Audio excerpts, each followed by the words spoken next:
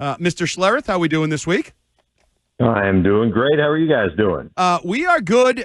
When I was watching that football game last night, Monday Night Football, Patriots-Giants, and I knew we were going to talk to you today, all I could think of is this feels like a game that Mark Schlereth really enjoys. There's physicality. There's some backup linemen stepping up for the Patriots, but Drake Maye is making plays. What'd you think of that win for the Patriots last night? No, I thought it was big time. First off, I thought, come on, let's Christian Ellis. Anytime you put a vandal on your squad, good things are going to happen to you. That guy was dispensing justice, whipping ass, taking names, loved every second of it. I mean, he's just taking the paint off of dudes' helmets. When have you ever seen somebody just remove the paint from somebody's helmet because he got hit so hard? That was that. I think the paint exited through the helmet right onto that guy's forehead. That was unbelievable. So, you put a vandal on the squad, good things are going to happen to you guys. That's probably where you've got the biggest advantage right now in the AFC. Like, I'm a big Broncos guy, as you guys know, but I'm a little bit nervous because you guys got a vandal and we don't. Maybe we got to go out on the free agent market and see if there's one available.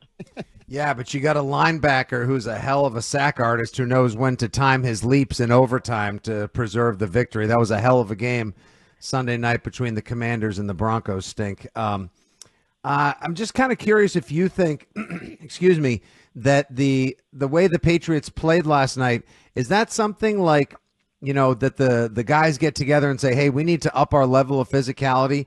Or does that come from the coach like, hey, if you guys want to be tough, people are saying that you guys are fool's gold. People are saying you're a product of your schedule. Go out there and show them just exactly what you guys are. Yeah, I think it's probably a combination of both. I think probably, Vrabel, I would imagine, puts it into the minds of those guys. But, that's the place where he grew up, right, as a football player. I mean, I know that he played for the Steelers initially. Then he goes to New England for, 8 or 9 years, wins 3 Super Bowls. But, I always thought, just in regards to the New England Patriots under Bill Belichick, they were really smart, really disciplined, and really tough. That was the trademark, and you get in this league and people who follow this league get enamored by the quarterback position. And I understand why, right? The ball always in that quarterback's hands and how you develop and how you throw. And, you look at Drake Maye right now, every time he makes a throw, people are chanting MVP, and rightfully so because he's that good. But really what wins you football games on a consistent basis is those things I talked about. Intelligence, just football intelligence, not making mistakes, playing disciplined football, and being tough. And, man, they just out-hit people. And when you out-hit people, good things happen to you as a football team. And, I always say that, people get enamored with, wide receivers. Oh, we need a number one, a true number one. And I just laugh. 10 other guys have to do their job for a number one to have an impact on the game. And so my thought process is always, can we control the line of scrimmage? Can we be tougher than you as a football team? And when you have that, which they have in New England, good things are going to happen to your football team. And that's where I think people kind of lack an understanding of what the Patriots truly are when I hear, and I heard it today on my own radio show, my partner brought up, well, it's fool's gold. They've got the easiest schedule to start the season. They still have the easiest schedule, whatever that. I don't look at any of that stuff. I watch them line up and just pummel people. 30 points in the first half, and you essentially call off the dogs. I think I fell asleep midway through the third quarter. But you call off the dogs. It was just a bludgeoning. And then to get the ball back with whatever it was, a minute left in the end of the first quarter and drive it right back down for a field goal. It was incredibly well done by Vrabel and his staff. Insider calls like this one of Mark Schlereth are brought to you by Nationwide. For your insurance and financial needs, Nationwide is on your side. So all that being said, this is time for overreaction. Everybody was watching the Patriots last night on Monday Night Football. The Rams lost to the Panthers. Are the Patriots the best team in the NFL?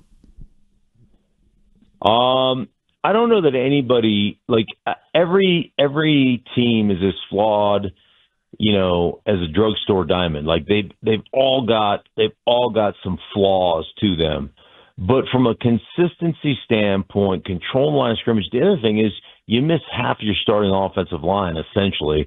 Your your left guard, your left tackle, who are both rookies but playing really well, and Bradbury, who did play but was sick, and it was questionable whether he would play or not. And yet it really didn't affect the Patriots at all.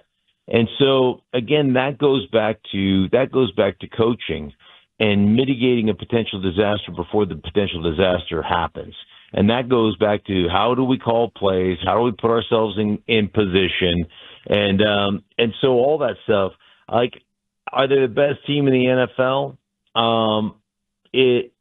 If they're not, they're right there. I mean, they're right there neck and neck with the Rams and with the Broncos and with and obviously they're getting better quarterback play from Drake Maye than the Broncos are from Bo Nix. But the Broncos defense is, they're big time, they're legit. And the one thing about the Broncos, they will line up in any critical situation and not be afraid to go man to man and just bring heat. And they've got a good enough back end to get that done. So, listen, I think there's a handful of teams that I would consider, right there at the very top of the heap, and New England is certainly one of them. Stink, any concern that the bye week, obviously it comes at a time late in the season, the Patriots have the latest one, that's great to be able to rest, heal up some wounds and injuries and, start that postseason push. But you ever have any concern that maybe it could derail momentum or kind of throw you off your game? Because Pats have won 10 in a row. Yeah, I mean, there's always that concern. We talk about that Sunday night game, and I do a radio show here in Denver with myself and Brandon Stokely and our host Mike Evans. And Brandon and I were both concerned because the Broncos took all 7 days off. Their coaches gave all the players the full week off. And I was like, I always worry about coming back and execution and defense pins your ears back and does things, but they gave up, I think, 7 or 8 explosive runs, which is not something they normally do. And on, I think, 4 of them, I went down and broke it down. There were like 3 or 4 missed tackles. And so that's one of the things, especially late in the season, you're not putting on pads, you're not doing some of that stuff. So that break can take away a little bit of your momentum offensively. There can be a little bit of lack of execution when you come back, but you'll get it. You will, even if you struggle for a game or a quarter or two, it'll come back to you once you start playing. But it's one of those things, it's really scary during the playoffs because, you have 3 or 4 missed tackles and this, that, and the other, and they convert a 2-point conversion and you lose a game. If that happens in the playoffs, there's nothing you can do. And that's happened to me in the playoffs where we came off a long break and we had, home field advantage for a couple of weeks. And, we knew that. So we didn't play a lot of our guys toward the end of the season. And then we have the break for the bye week. We come out and lose to Jacksonville. And, devastating loss because we were a way better football team. But those things are real. So, you got to manage it well. And one thing about Braves, he's been through it about 1 million times, so he'll know better than most. Mark, I know sometimes guys like you, offensive linemen, defensive linemen, linebackers, have interesting relationships with the kicker position in general. Last night we saw a kicker do something, I don't know, Troy Aikman said it, Joe Buck. Everybody was like, I've never seen that before. Koo stopped, didn't kick the ball, chose not to, freaked out. I don't even know what happened there, but did not kick it. What'd you think of that play, and what's your opinion always been of kickers in general? Kickers, they're an important part of the team, quote unquote. Hey, we really like you as long as you're making kicks.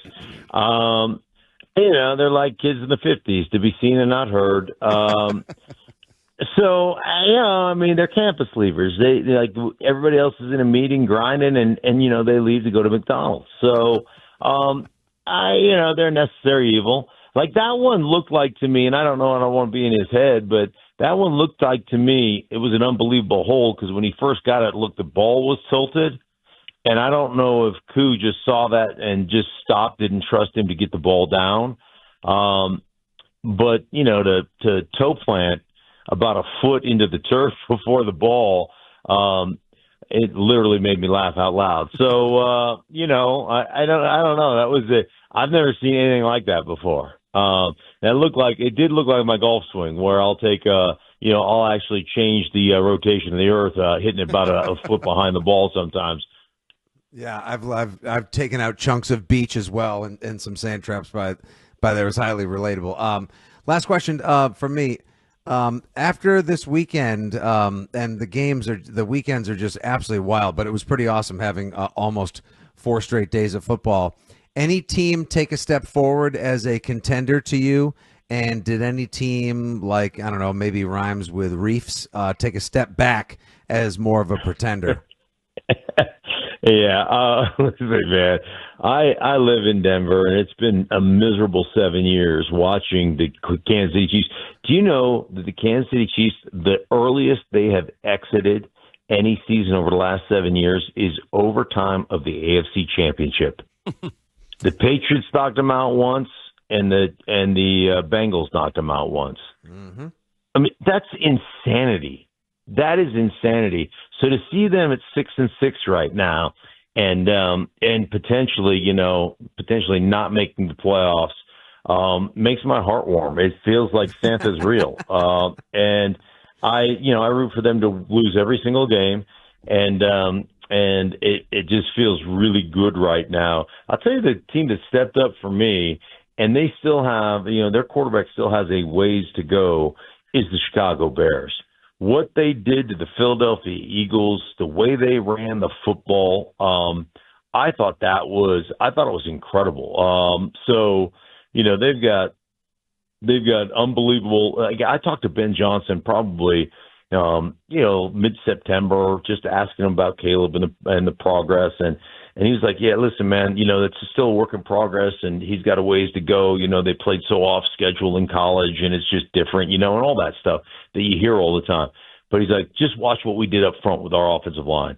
This group is going to be good," and they just absolutely thunderstruck the Philadelphia Eagles, and that was one that did my heart good too. So yeah, they have surprised me with the way that they're playing football right now. All right, Mark, before we let you go, did you get your turkey slathered in cranberries from Alaska? Oh, my God. Yeah, dude. I slaved over a hot stove. That's the only thing I did was made the cranberry sauce, and I made it Wednesday afternoon. And let me just tell you, it was phenomenal. Just crime phenomenal. scene in there? Oh, my God. The only thing I ate was turkey and cranberry sauce. My wife had all kinds of sides. Don't push those sides at me. I don't need no sides. I just need the turkey. Just give me the meat with the sauce. Boom. It was awesome. Well, awesome stuff. Glad you enjoyed it. Glad you enjoyed the game last night. Appreciate you joining us, and we'll talk to you next week. Sounds good, guys. Take care. Thanks, Mark. Thanks, Mark.